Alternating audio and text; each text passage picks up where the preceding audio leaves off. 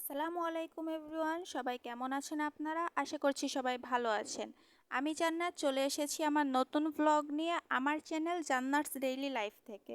খুলনায় কিন্তু ঈদ মেলা শুরু হয়ে গিয়েছে, সামনেই তো ঈদ।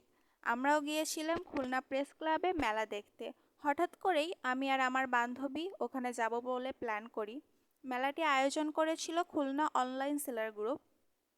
ওনাদের পরিবেশ ভালোই ছিল, পরিবেশটা আমার কাছে খুবই ভালো লেগেছে, ডেকোরেশন থেকে শুরু করে সব কিছুই।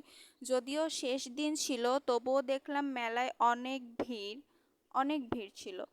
প্রতিটা স্টলেই মানুষ ছিল, কোনো স্টলই ফাঁকা ছিল না। ওখানে অনেক স্টল ছিল, আপনার অর্নামেন্টসের দোকান ছিল, কাপড়ের দোকান ছিল, ফুডস ছিল।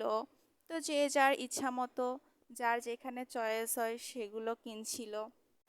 আমরাও ঘুরে ঘুরে সব কিছু দেখছিলাম, প্রতিটা স্টল ভিজিট করছিলাম। খুব ভালো লাগছিল, একটা ভালো মোমেন্ট ছিল আমাদের। অনেক ভালো সময় কাটাচ্ছিলাম। যদিও সকালে গিয়েছিলাম, আমাদের কষ্ট হয়ে গিয়েছিল, তবুও খুব ভালো লাগছিল।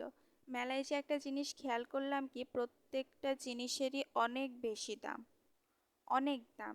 এই জিনিসগুলো আপনারা বাইরে থেকে কিনলে আরও কম দামে কিনতে পারবেন।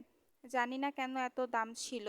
আমি যতদূর জানতাম মেলায় গেলে আরও কম দামে সব কিছু কেনা যায়, কিন্তু ওনাদের দাম খুবই বেশি ছিল, খুব বেশি ছিল।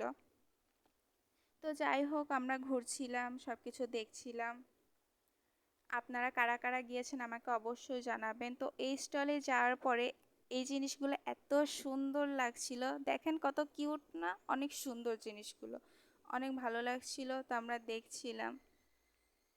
তো এখান থেকে আমার বান্ধবী আমাকে গিফট করে। দেখেন আপনারা কত সুন্দর জিনিসগুলো। এই ক্যান্ডেলটাও এত সুন্দর লেগেছিল, আমার বান্ধবী আমাকে গিফট করেছিল এই ক্যান্ডেলগুলো।